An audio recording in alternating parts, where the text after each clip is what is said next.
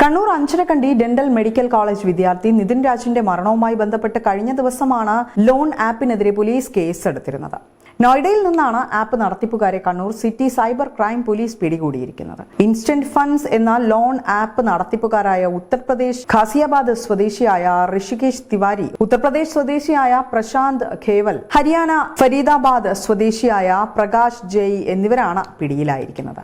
നിതിൻ രാജിനെ ഭയപ്പെടുത്തി പണം തിരിച്ചടയ്ക്കാൻ പ്രേരിപ്പിച്ചു എന്നാണ് എഫ്ഐആറിൽ രേഖപ്പെടുത്തിയത്. മാനസികമായി പീഡിപ്പിച്ചു എന്നും എഫ്ഐആറിൽ പറയുന്നുണ്ട്.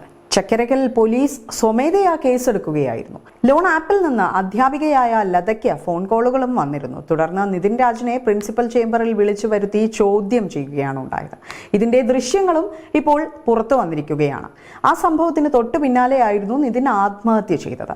നിതിനെ ചോദ്യം ചെയ്യുന്നതിന്റെ CCTV ദൃശ്യങ്ങൾ ഉൾപ്പെടെയാണ് പുറത്തു വന്നത്. ആത്മഹത്യയിൽ ലോൺ ആപ്പിന് പങ്കുണ്ടെന്ന് നേരത്തെ പോലീസ് കണ്ടെത്തിയിരുന്നു. നിതിന്റെ ആത്മഹത്യക്ക് ശേഷം ലത സൈബർ സെല്ലിൽ പരാതിയും നൽകി. ഈ പരാതി സൈബർ സെല്ല് ചക്കരക്കൽ പോലീസിന് കൈമാറുകയും സ്വമേധയാ കേസെടുക്കുകയുമാണ് ഉണ്ടായത്. 17,000 രൂപയായിരുന്നു നിതിൻ ആപ്പ് വഴി ലോൺ എടുത്തിരുന്നത്.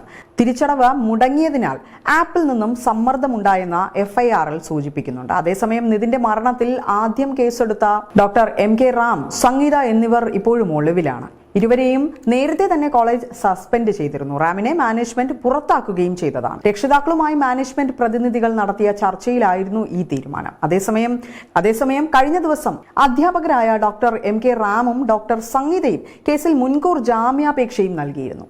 തലശ്ശേരി ജില്ലാ സെഷൻസ് കോടതിയിലാണ് ജാമ്യാപേക്ഷ നൽകിയിരിക്കുന്നത്. നിതിന്റെ മരണത്തിൽ പങ്കില്ല എന്നും ആത്മഹത്യക്ക് കാരണം ലോൺ ആപ്പിന്റെ ഭീഷണി മൂലമാണെന്നും അധ്യാപകർ മുൻകൂർ ജാമ്യാപേക്ഷയിൽ ചൂണ്ടിക്കാട്ടിയിട്ടുണ്ട്. സംഭവ ദിവസം പ്രിൻസിപ്പലിന്റെ റൂമിൽ താൻ ഇല്ലായിരുന്നു എന്നുമാണ് MK റാം പറഞ്ഞത്. ഒളിവിൽ തുടരുന്ന ഇരുവരെയും പിടികൂടാൻ വൈകുന്നതിൽ പോലീസിനെതിരെ കടുത്ത വിമർശനം ശക്തമാകുന്നതിനിടയിലാണ് ഇപ്പോൾ ഇവർ മുൻകൂർ ജാമ്യാപേക്ഷ കൂടി നൽകിയിരിക്കുന്നത്. ഏപ്രിൽ 10-നാണ് നിതിൻ രാജ് കോളേജ് കെട്ടിടത്തിൽ നിന്നും ചാടി ജീവൻ ഒടുക്കിയതായി കുടുംബം അറിയുന്നത്.